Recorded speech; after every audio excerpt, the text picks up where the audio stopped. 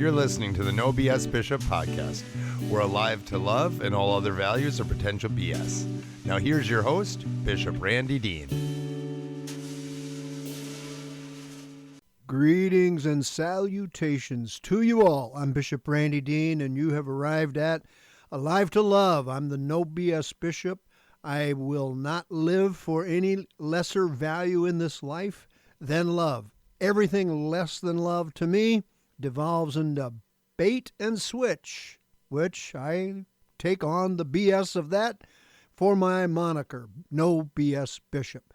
You can call BS what you want to, and that's fine with me. And I believe what that other iteration might be, but I'm here to talk to you about love is the highest magnetism, the highest power that lifts us above living a life of baiting and switching, doing what we have to do just to get past people rather than the authenticity, the beauty of real connection through love. Love is a sacred word. That's what I want to talk to you today about. The sacred word of love. And I'll tell you where I get that phrase from later on. But to begin with, we do a few things here on the regular so that I can keep me aimed toward the true North Star of love, and I can give you my very best through this next half an hour of your life and time. I respect that. I respect that you give me your life and time for this podcast, this broadcast. The sacred word of love. Love is a sacred word, and it's going to be a sacred time today. So, in order to get started, I want to share with you the Lord's Prayer, and then we'll come along, and then I'll share with you Love's Creed, the creed that I wrote for a New Year's resolution. I'm recording this actually on a Christmas Eve of 2025, so we're aimed at New Year coming up real fast. The New Year's Eve will be a week from today, and I'm excited about celebrating all of that. So, with that, I wrote a New Year's Eve resolution that I called it Love's Creed later, and now it's here for your training, teaching, rising above all the BS of life to be a person of love alone. Okay, first, let's say the Lord's Prayer together. It is the historic, profound leading of the words of Jesus that takes us into a deep contemplation of who God is and what we are, who we are in God's eyes.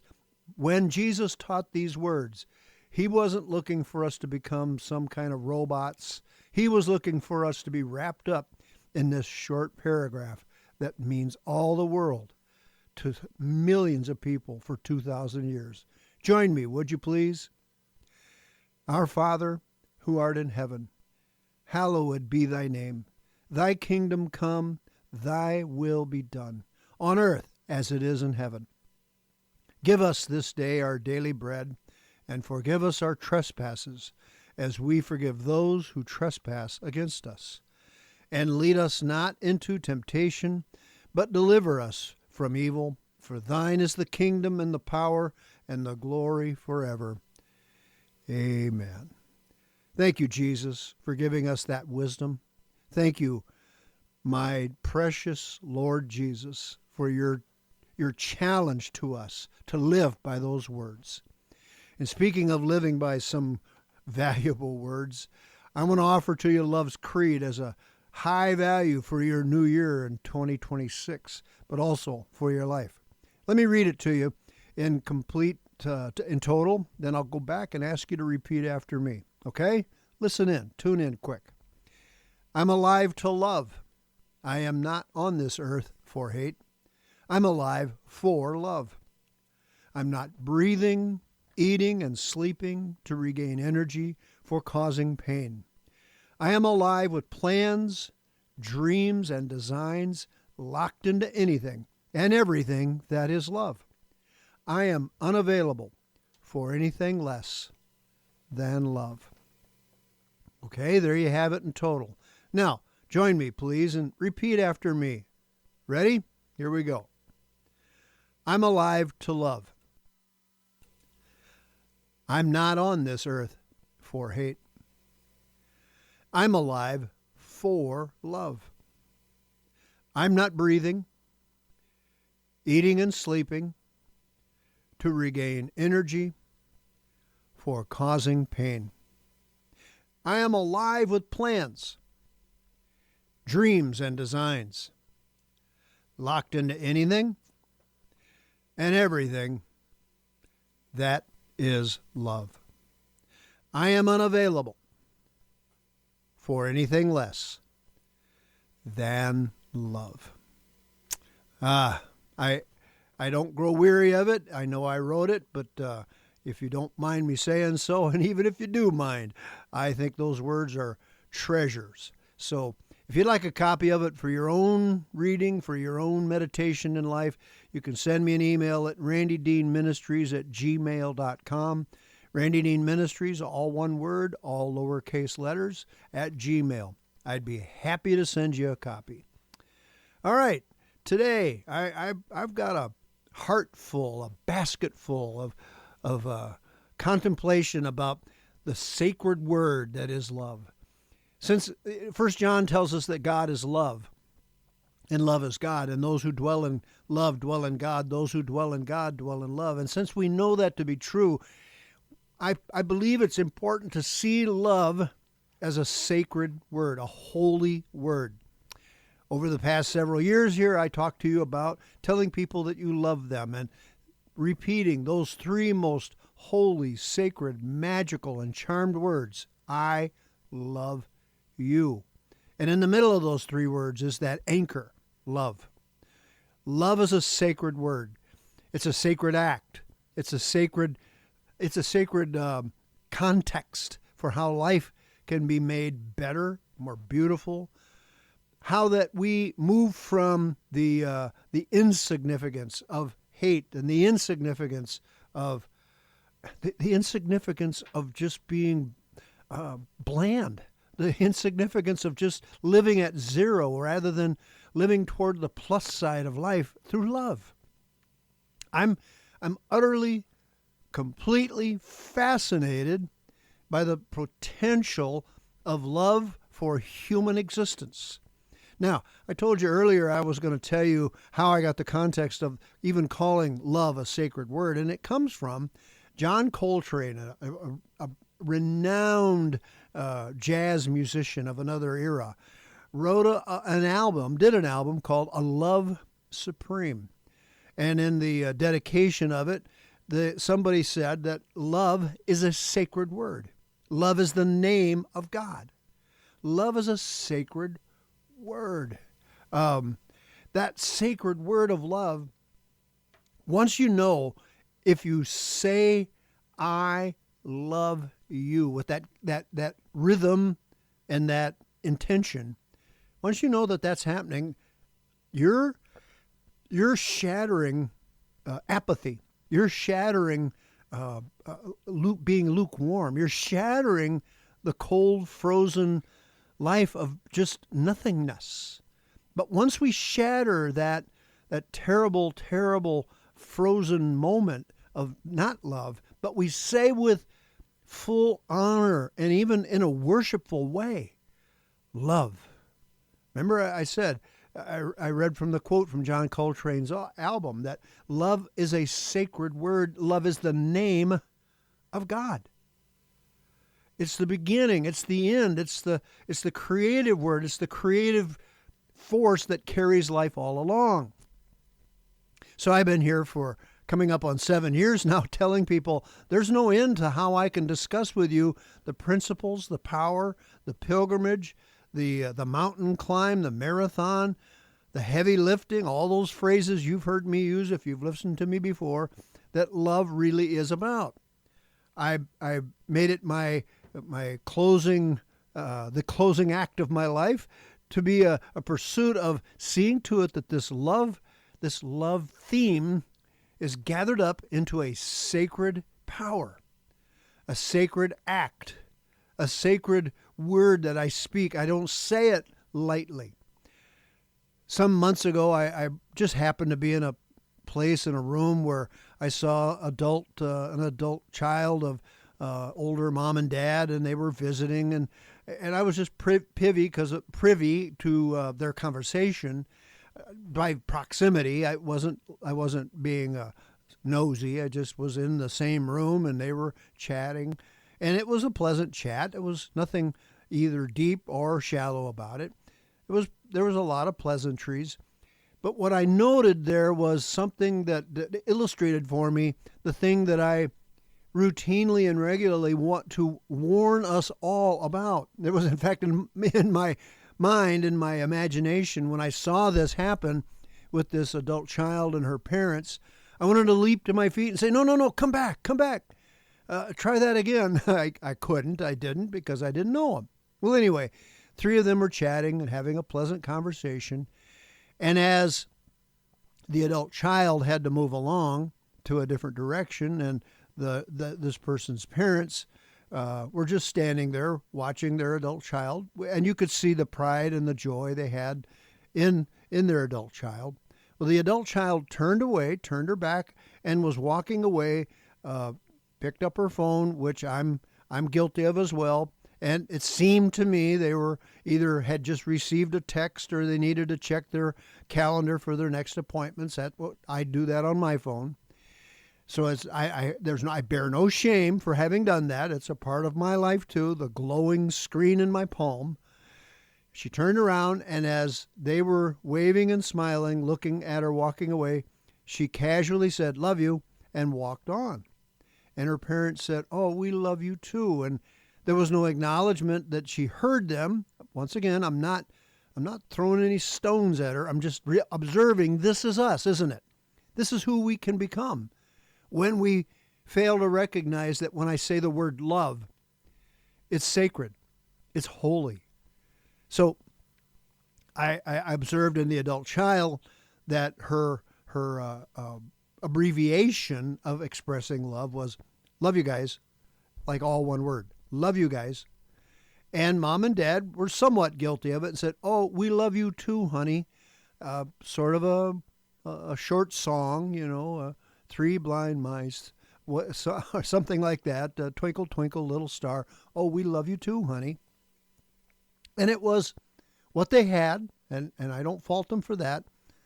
But what I want to pull out from just that little moment is this, that it is emblematic, it's symbolic of how we have carried this otherwise mountain range power of love and miniaturized it into something glib and overworked, underthought, a simple howdy, bye, love ya.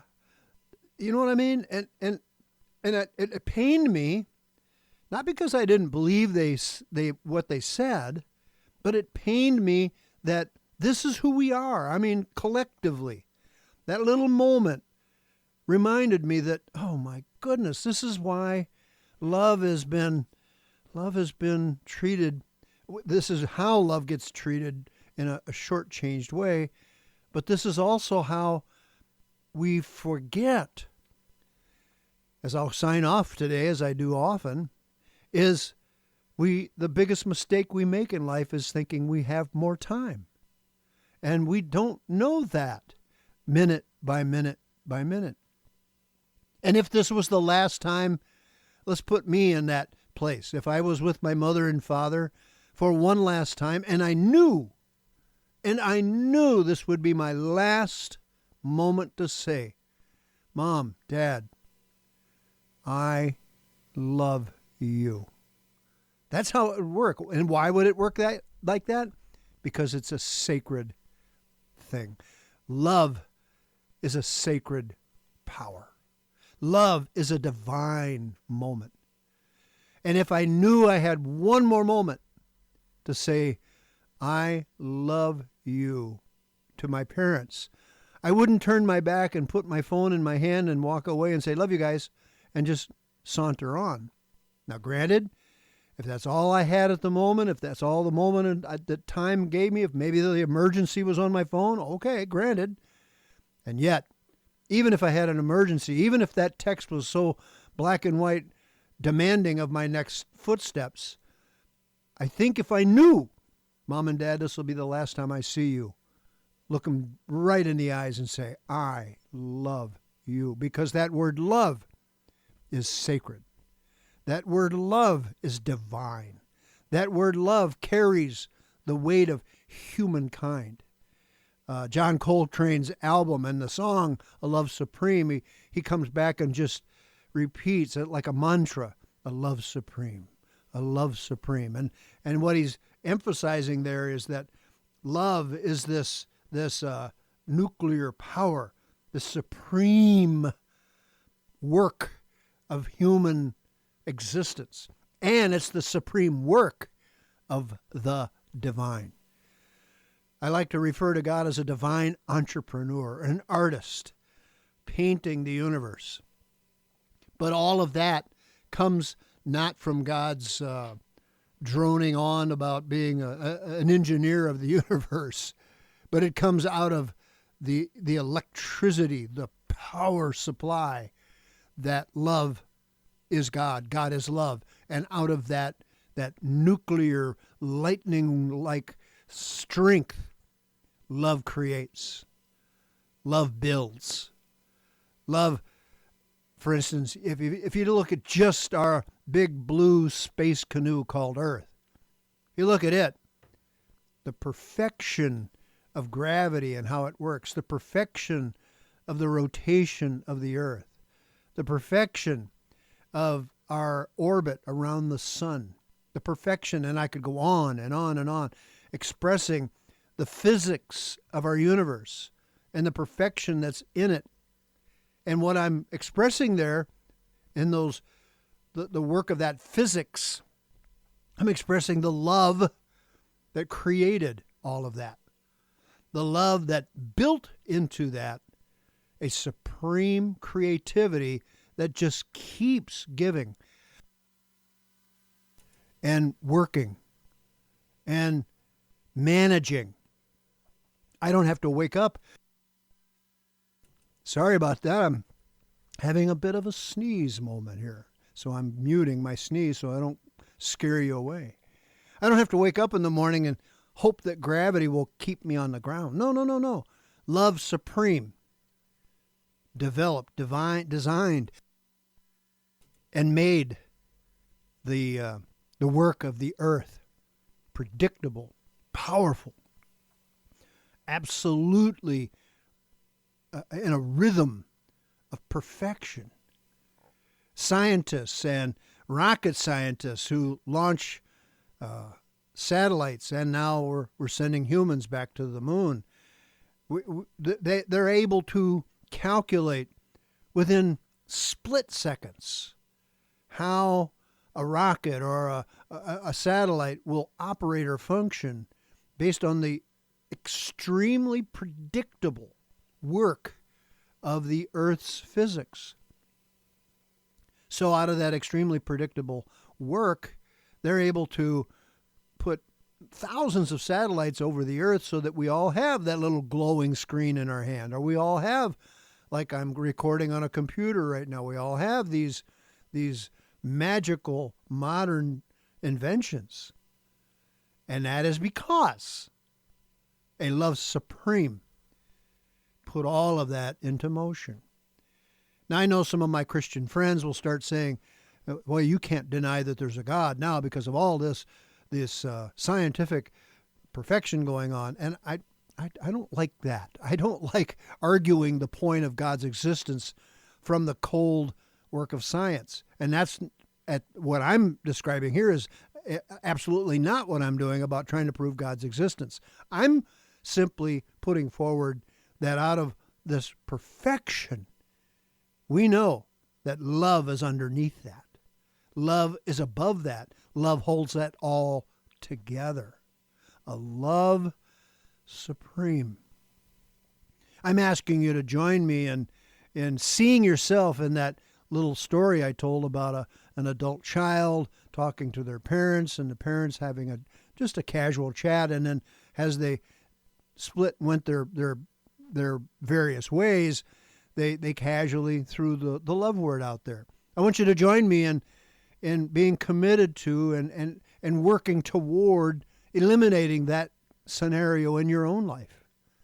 Eliminating it because you recognize LOVE, those 4 words, are so holy. Those 4 letters create a word that is so holy, sacred. It's magical. That word has such a significance that's beyond the any other word in human language. To love is to experience God. To experience God is to experience love. I'm convinced that any song I've ever sung about God and I feel my emotions rolling up out of me, I'm convinced that that's God simply loving this little boy by the name of Randy. And it's this little boy by the name of Randy who is loving God. And in that back and forth dance of love through a song, which we would call worship, I suppose, or praise, it's a divine, holy thing. But now I've come to a point in my life where, as much as I love a great song that takes me into the love of God in a specific moment, as much as I do enjoy that, I've come to believe that my participation in a love supreme is as accessible to me as saying to anybody, "Hey, you, I love you." So why would I shortchange my participation in this supreme love by waiting for a church service? Why would I want to do that? Why would I want to just shortchange my participation in the sacred, in the beauty, in the holiness of love by using the word love like it's a hi, goodbye, or it's a cliché? I cannot and I will not do that. Excuse me, sneezing. I am sneezing. Sorry. Bear with me. I'll get there. I'll get through this. So, love supreme. And now John Coltrane's song is historic because he sat down in a recording studio, and I'm in one right now, and just riffed off this whole song, this album, in a one setting. He just came in with his musical talents, his instruments, and with the recording people there, and just laid this down in one attempt. And it's become historic in jazz music. It's legendary that this Love Supreme that John Coltrane produced was done in one setting. And I'm convinced that the miracle of that is because he took a subject with eternal height and depth and width, and the sacred beauty of a Love Supreme was what carried his creative genius. All right, well, let me take an extra moment to close today because of all of what I just said. Remember, I quoted earlier, I don't know the author of these words, but let me say it to you again. The biggest mistake we make is thinking that we have time. Be present. Be kind. Love more. Love now. So when you love someone and you're parting ways, even if it's in a casual get-together, now, I don't want you to become overly dramatic about it, but I do want you to become overly aware. Be present. Be kind. Love more. Love now. And I would invite you to be a person with a context of asking yourself a quick question. What if this is the last time we see each other? Well, that would inspire me to be present and to love more. Mother Teresa said once, "Go into the world today and love the people you meet. Let your presence light new light in the hearts of others. I think sometimes we think we've got to meet the right person. We got to meet the right situation where we'll be elevated by somebody's authority or power or whatever they carry in this life. But I wonder if we would just learn that no matter who we meet in any given day, we love them. That we go into the world today and love the people you meet, whoever they are, wherever they are, however powerful they are, or however insignificant they may be. Just love the people you meet and let your presence light new light in the hearts of others. All right, take a deep breath with me, would you? Inhale this sacred work of love. Inhale it. Take it in. Hold love in your lungs. 1, 2, 3. Inhale. And exhale. Oh, a love supreme. Filling my lungs, oxygenating my blood. A love supreme. Well, and the last thing I want to close with is, once again, this special exercise that I challenge you with on every podcast and radio broadcast, and that is this. Look somebody in the eye.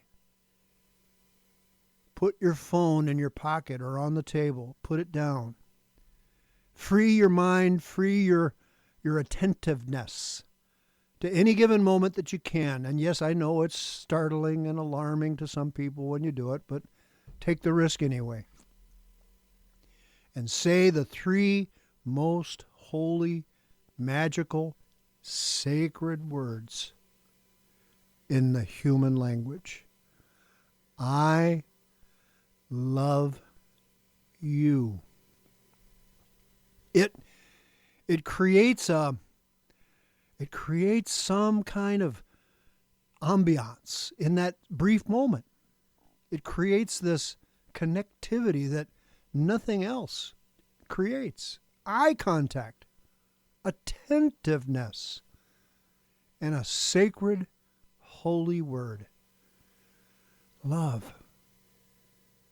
A sacred, holy look based on love.